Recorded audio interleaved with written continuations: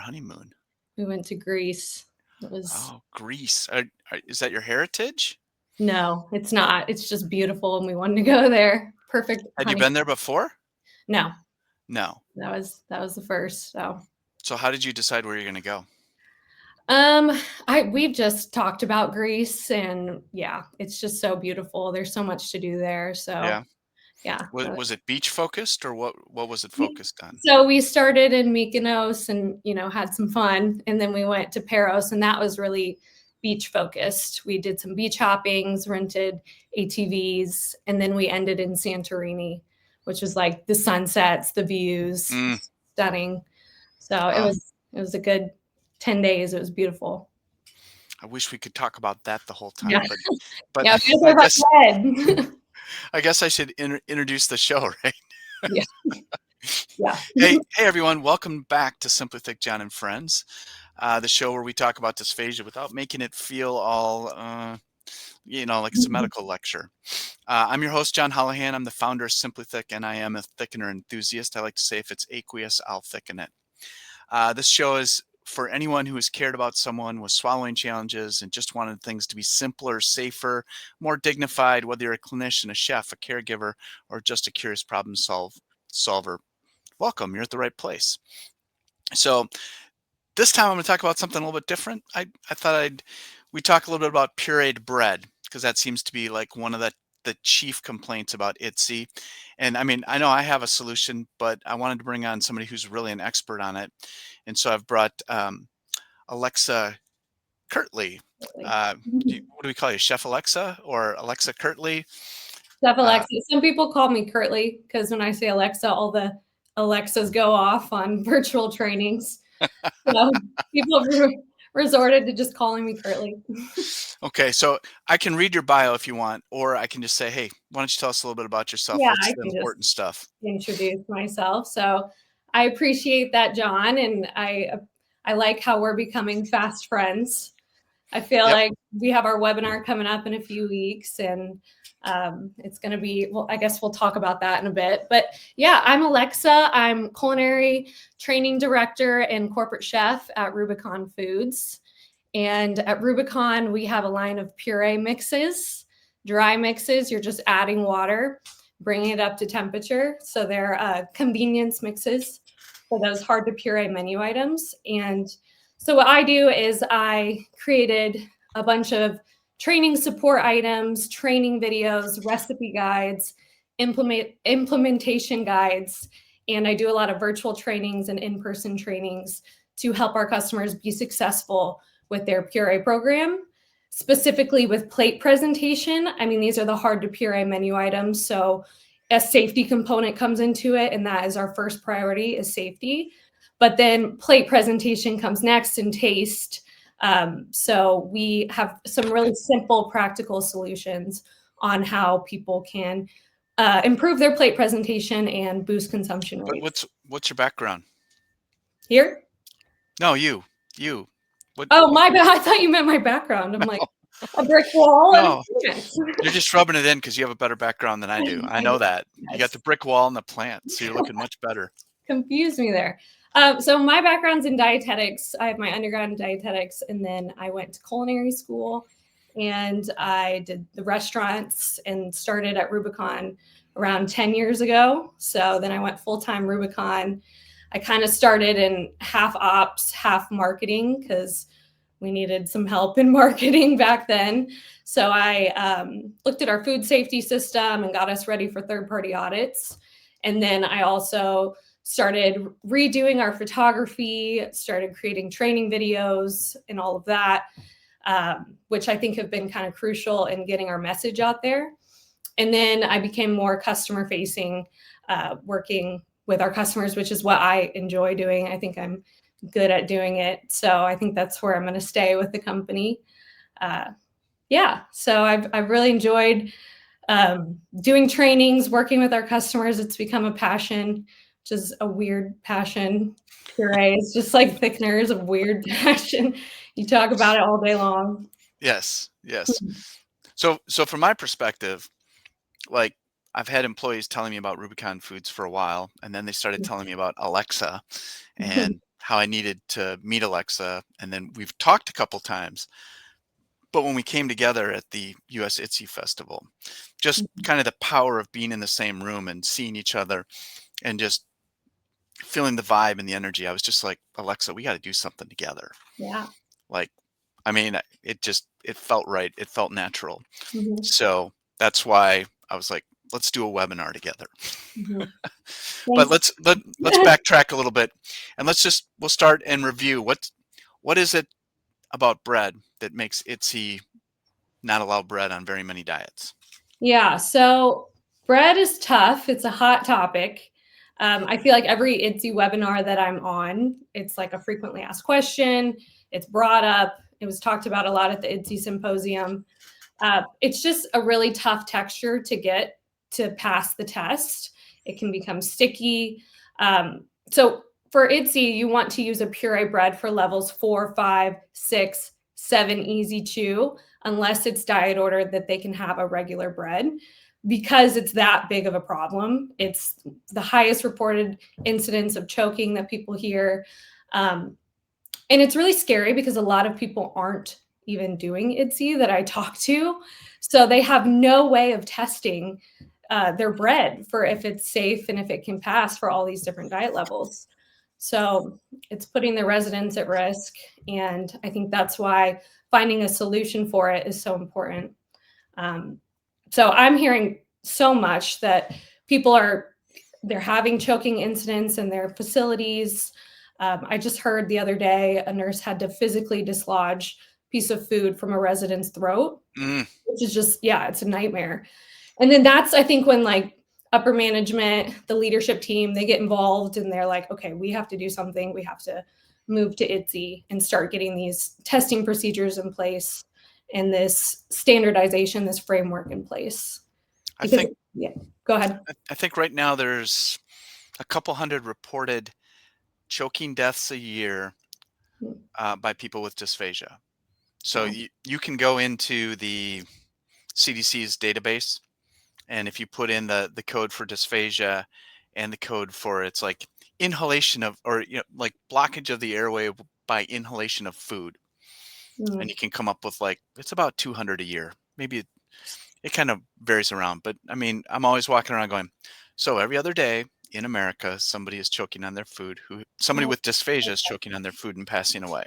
yeah, And then, like the safety pyramid, right? That's for every death, there's so many near misses, and then there's so many. yeah. So it is a big problem, and I know that bread is beloved. Mhm. Um, so it's good that you guys can bring it back. Now, I think, at least for me, part of it is like, well, everybody has a pureed bread. Like, we have a pureed bread recipe that we developed. I love it. It works really well. It takes some time and it takes some energy. And ours is, you puree up some bread, make your own breadcrumbs, and then you add some egg and some butter and some SimplyThick, and then you bake it Mhm. for a little bit. And you end up with, I call it kind of like a bread souffle, Mhm. which is great for some things, and it's not the best for others. So how do you guys approach it? So our dry mix, it's bag and box, year-long shelf life. So if you don't have a lot of purees, that's nice that it can sit on your shelf for a while. And you're just adding a little oil and hot water to the mix. And then it's ready to scoop in 5 minutes. The texture is ready in 5 minutes. And then we have a ton of shaping recipes where you can turn it into all these different menu items.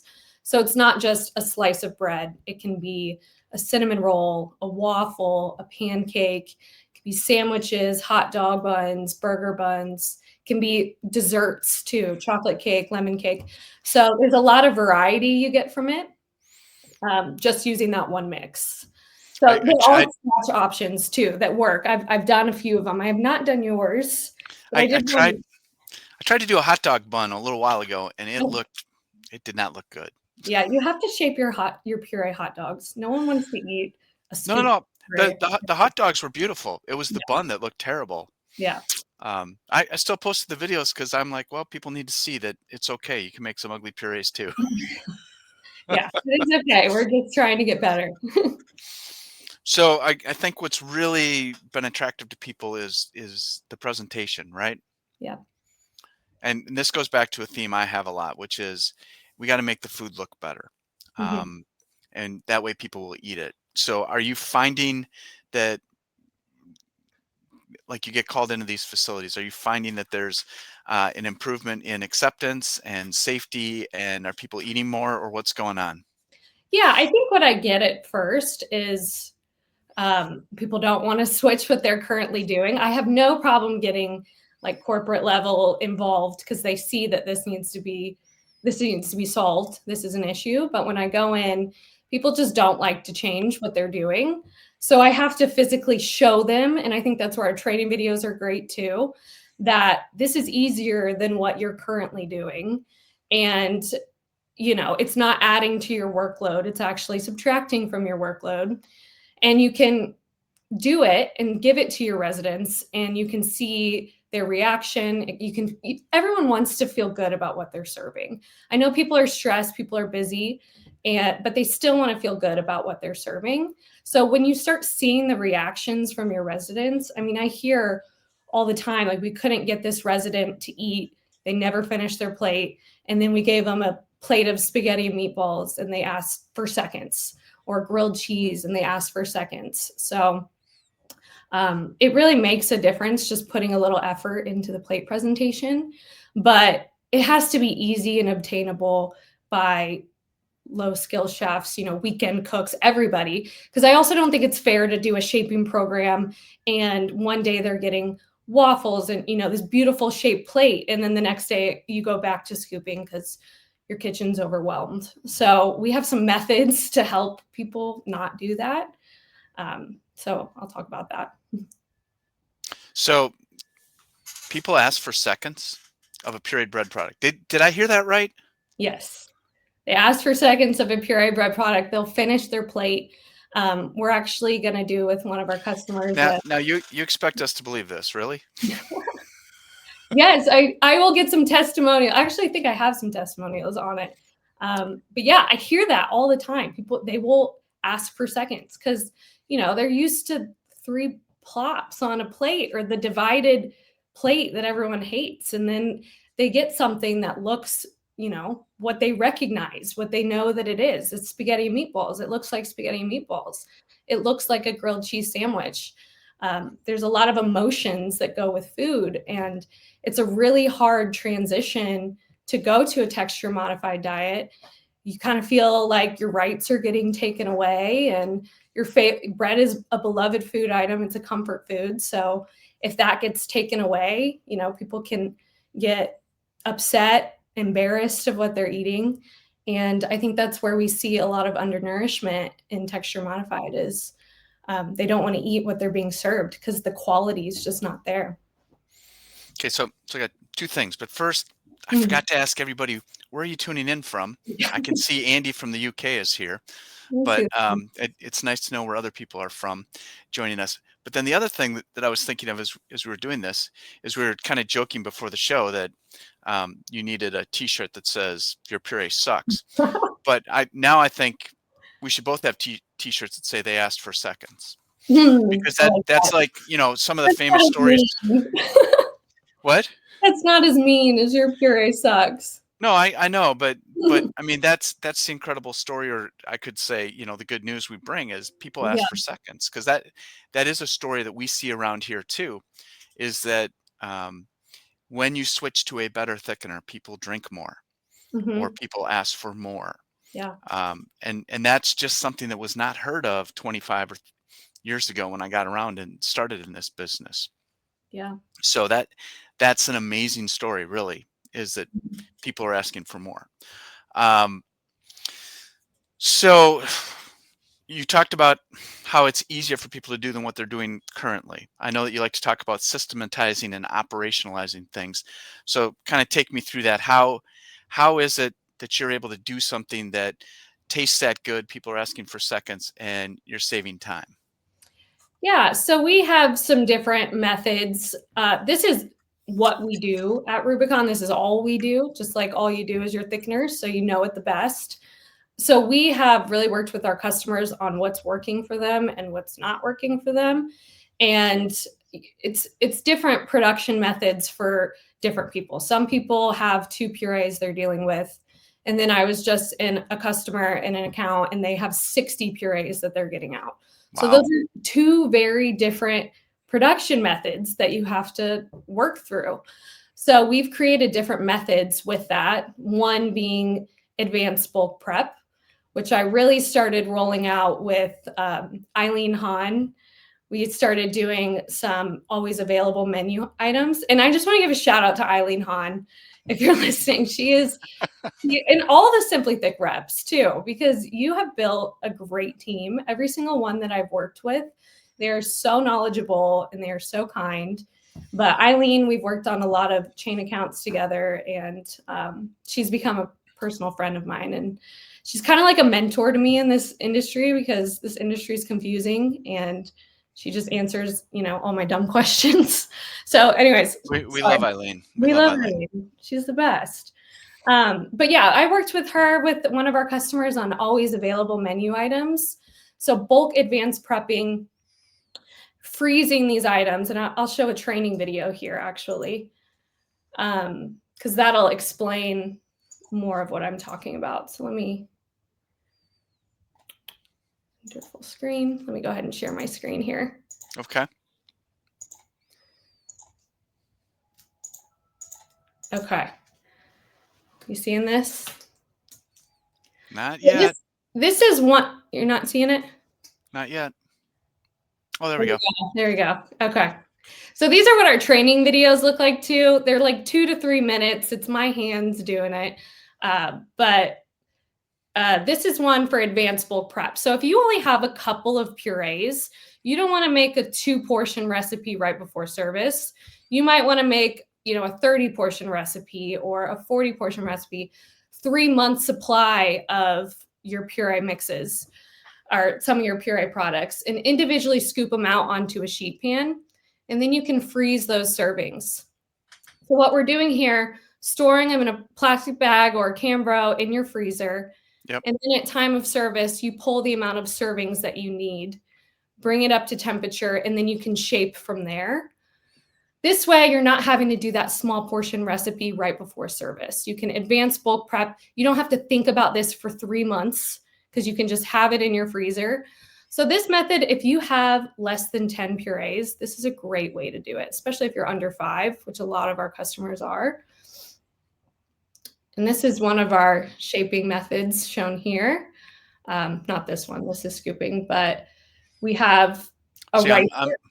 I'm not imaginative enough to have thought you're going to mix them all together and then scoop them again. I was like, how is she going to get those pucks out? Yeah, so if you shape something and then freeze it, when you're trying to retherm it, you're going to get hot spots. It's not going to look as nice. So I like pulling the servings that you need, the amount that you need, bringing them all up to temperature, and then you can stir it.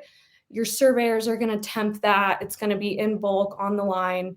And then we're shaping to the plate. So here we just ran it through the ricer to the plate at temperature versus plating, retherming. Okay. That makes sense. See, and I learned something. Yeah, that's one method. We have some other methods for like large batch production as well. Cool. So what other, so I always talk about IDDSI. You just talked about IDDSI. You showed some IDDSI testing methods. Mm-hmm. What are some other tips and tricks that you've learned or that you want to share with people about how to handle pureed bread? Yeah, so we have a IDDSI tips and tricks guide that we give out, like a troubleshooting guide, because not every product is going to be perfect. People are making things up differently. So people need to know how to troubleshoot. And you're always going to have to do some training with your cooks on IDDSI on how to get things back to how it passes the test. So this is for our mixes, but it's also for all other items. And it's pretty simple, but if something's too firm, you add some liquid to it. You can add some broth, you can add some water just to loosen it up a bit. If something's too sticky, you can add some oil to it. It'll kind of coat it, and then that makes it a lot less sticky, and it can go down the throat a lot easier. For shaping troubles too, if you're struggling with shaping, you can shape while cold and bring it up to temperature because you want it to be softer at serving temperature. Things are going to be softer at serving temperature. So when things are cold, easier to shape with, and then you can bring it up to temperature. So those are just a few things. And I would love to get into some of our shaping techniques and talk a bit about plate presentation and Well, I'm all about presentation and making things look good so people eat more. So please show us. okay. Let me share my screen one more time. Hopefully it works. Okay. All right. So There it is. the beloved Rush University study. So Yes. I stole this from you. I found it from you and I use it. I show it on all my presentations. I print them out, hand them out. It's just pushing our message.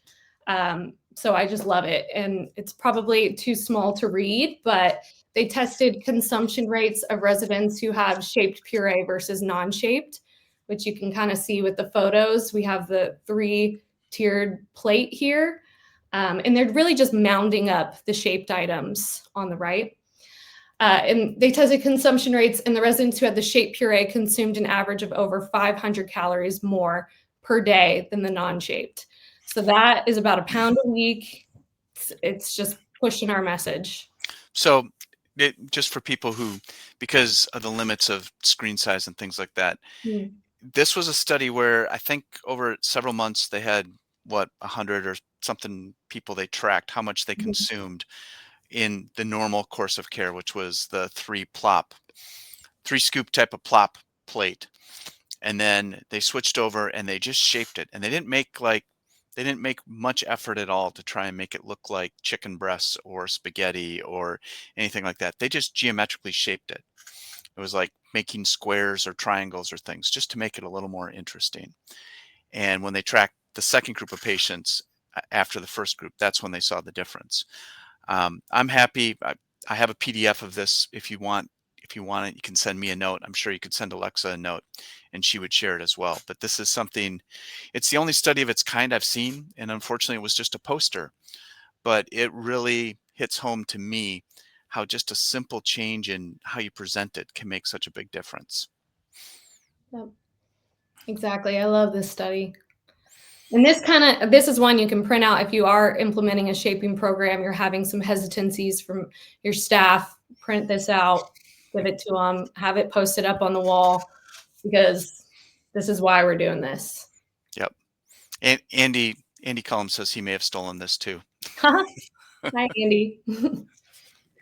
Okay, so this is one of our shaping recipes. This is probably one of our most popular recipes. And I love it. This is with the puree bread, because you get a lot of menu items from learning just one technique. Okay. So the technique is, it's our bread mix. You're adding the oil, the hot water. Again, it's ready to scoop from there. But for this recipe, what we're doing is we're spreading it into a sheet pan.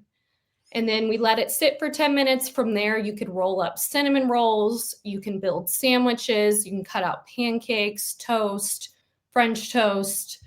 So you can do 3 days worth of servings, have it in your cooler, and you're pulling for breakfast, lunch, and dinner from this same sheet pan. So if you don't have a lot of purees, that's a good way to do it. And then you can do it the day before. So if you had 60 purees, like my one customer, you don't want to roll 60 cinnamon rolls at 6 in the morning.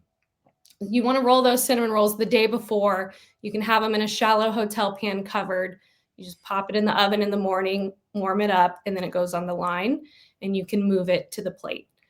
So I really like this recipe. Again, it takes less than 10 minutes to do.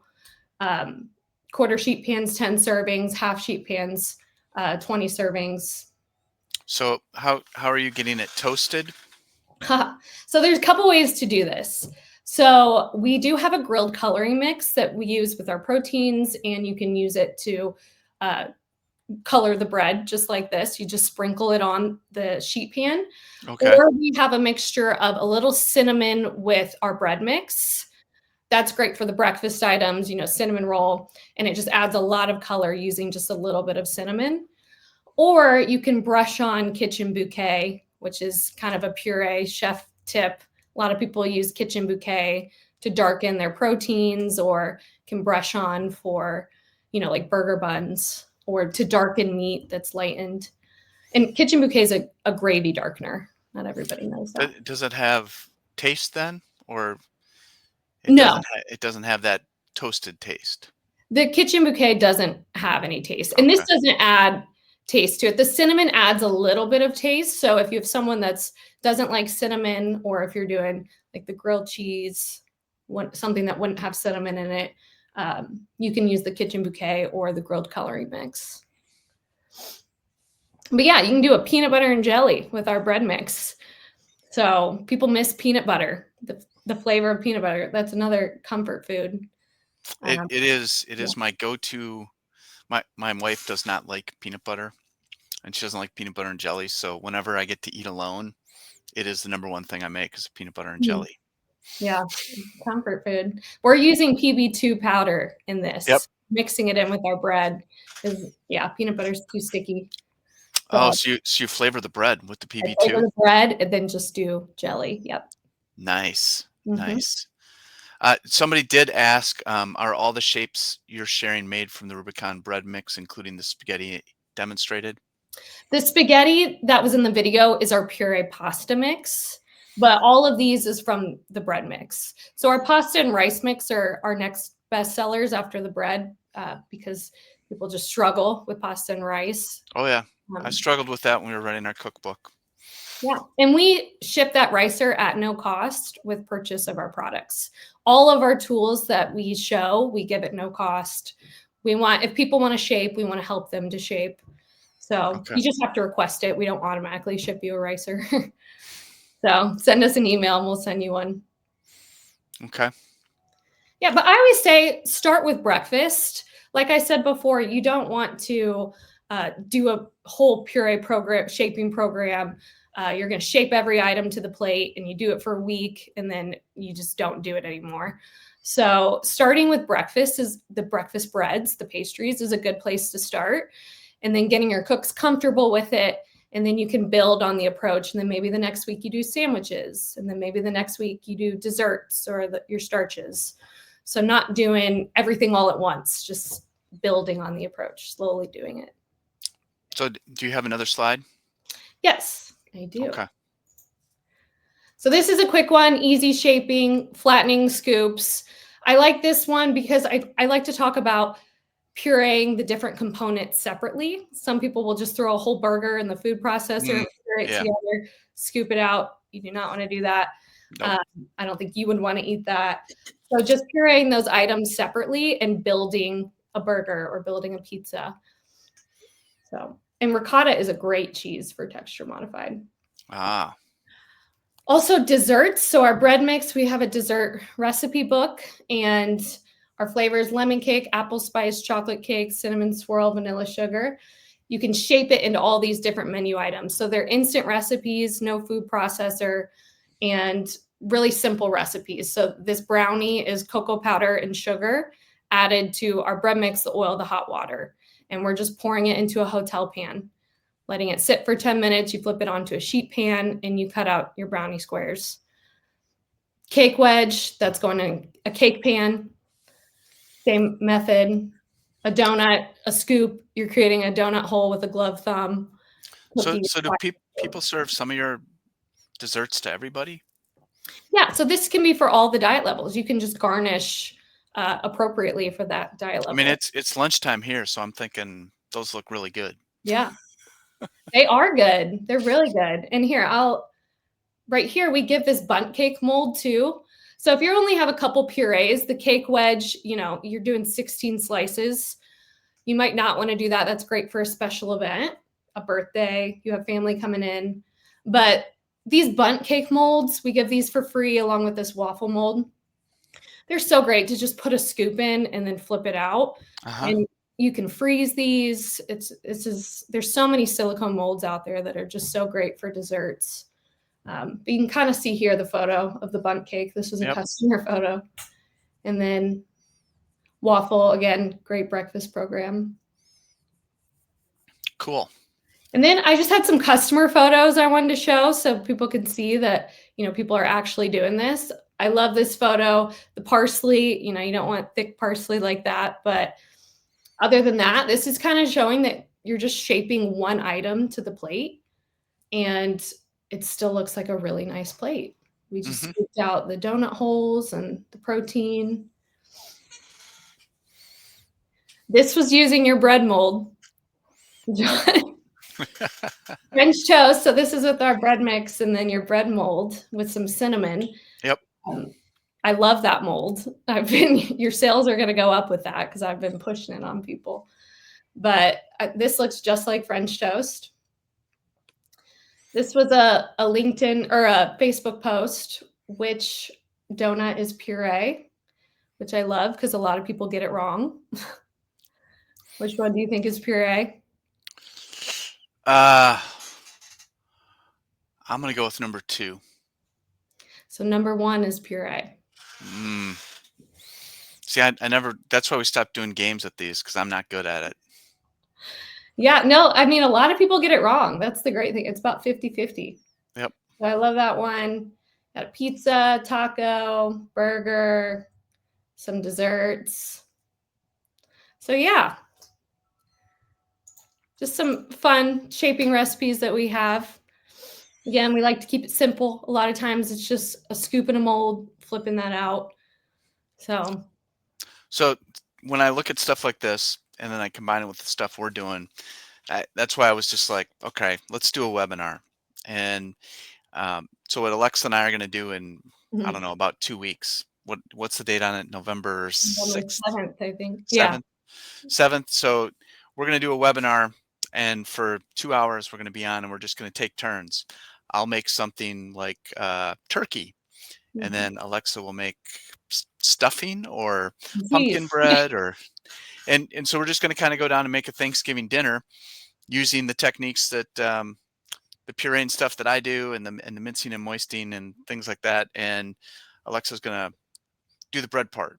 So in the past, we've shown our bread recipe, but I was like, let's try something different and bring her on, and we're gonna be live together in the studio. And I'm really looking forward to getting to try some of these things. So see, that's my hack, right? Like I'm like, I really want to try some of these foods, so I'm gonna have Alexa come here and I'm gonna get to try her food. Yeah, you'll do full meals of puree. I saw that full plate you finished when you're in California. Well, come on. I heard about their program and they I know. brought us to lunch and I was like, I don't want to eat your cafe food. I came to eat the puree. Yeah, I appreciate that about you, John.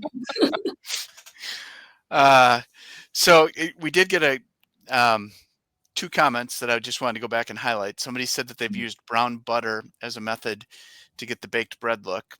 And Oh, then somebody wow. else wanted to know what PB2 is. And I think and they're from the UK. So in the US, we have a product that's like a powdered peanut butter, and it's called PB2. When after this on LinkedIn, I'll send a link or at least a photo that'll show you what PB2 is, but it's a powdered peanut butter that you can reconstitute. So when Alexa said she's putting that in the bread, she's just mixing some of that in. So that was that.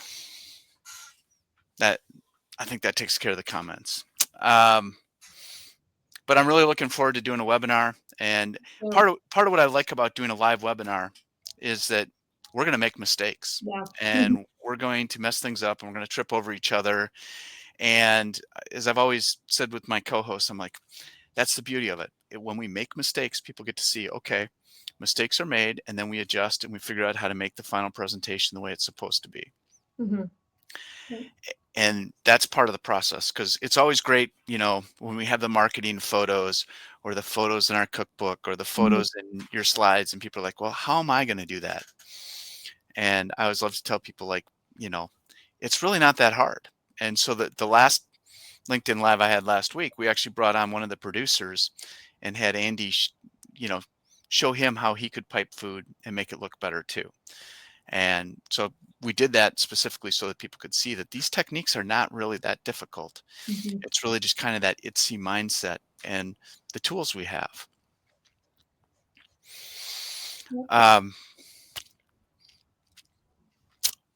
So what are the common challenges that you're helping people or you're finding with people after they implement or when they start using your product? Are there big challenges or does it go along pretty easily?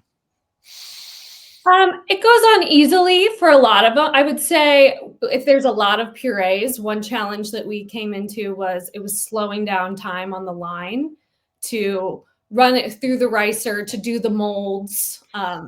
So we have some large batch production methods with that. Um, One is if they're molding out proteins or molding out vegetables, uh, instead of having one single use mold that they're continuously flipping onto the plate, they can have, if they have 20 purees, they can have 20 molds and they can have them all pre-molded and in a hotel pan with a little water covered. So it creates a steam bath environment. It keeps it nice and moist. So then they're using those as like a single use mold to the plate.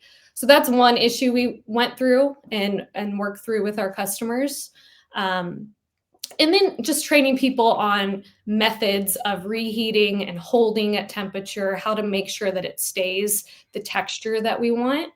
I really like perforated steam table pans too for holding things. You can put a little water in the bottom to create some steam.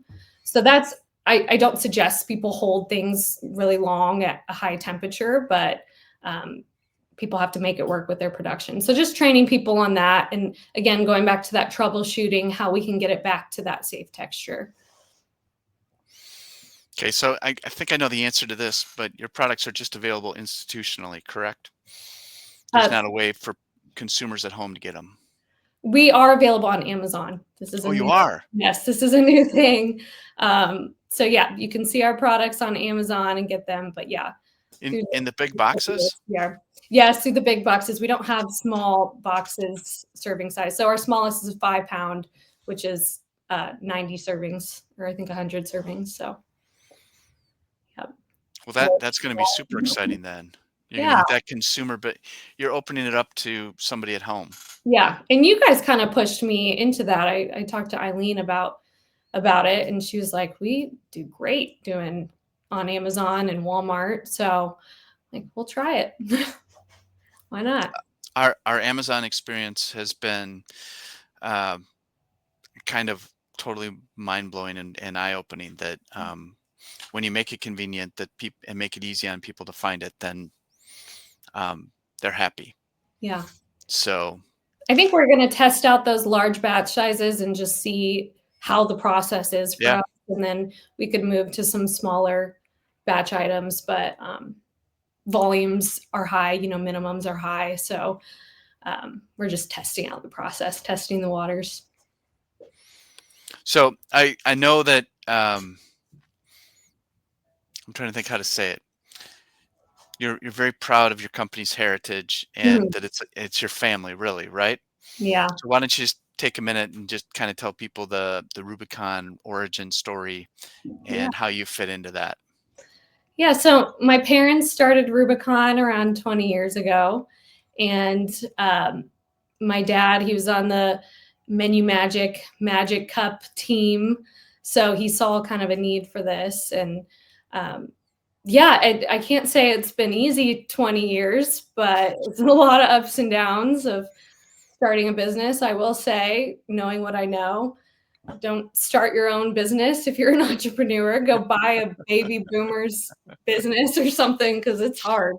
But, it's so rewarding. And I love working with my family. My brother and sister are involved too. So we have a lot of fun meetings and we do some family trips together. So it's rewarding in a lot of ways, but it can be tough too. So you literally grew up in the business. Is that what you're saying? I grew up in the business, kind of always knew I wanted to join. I've always been interested in food and nutrition and food as medicine. So it just kind of geared me in this direction. And I loved going to culinary school and learning all about that. So yeah, it seemed like a perfect fit for me. And I'm very passionate about it. I love it. Well, I can see you light up a little bit when you Mhm. talk when you get excited about the presentation and then the big smile when we talked about the family part. So Mhm. it is an interesting aspect. raising kids in in an entrepreneurial environment. Yeah. Um, I guess we'll hear in a few years how my kids survived it. I think they're doing just fine. You've done a great job. I got one out of college and two still in college, and everybody's like, "Well, are they Mhm. interested?" And I'm like, "I don't know. Maybe. We'll see what happens." So Mhm. it's always an interesting part. Yeah. Um, so I think we're coming up on about 40 minutes here. So I think we're gonna call it complete here. There will be a post in my feed about the webinar. I think registration officially closes tomorrow. Really, we charge a fee, but that's because we send you a box of stuff so you can do some thickener testing at home. So it's kind of covering my costs. It's not like something we're going to get a lot of revenue from, but it's more to offset our costs than anything. And Alexa's going to come in, and we'll be in the studio together in a couple weeks doing this live webinar, and it is all Thanksgiving themed. So we're going to make Thanksgiving dinner, minced and moist and pureed, Mhm. and she's going to do all the bread, and I'm going to do all the veggies and the meats. Yep. So if you feel like it, it's a great thing to join us on. And I really want to thank Alexa for coming on and showing us how to make a better pureed bread. And let us know if you have any questions. So thanks, everyone. Thank you.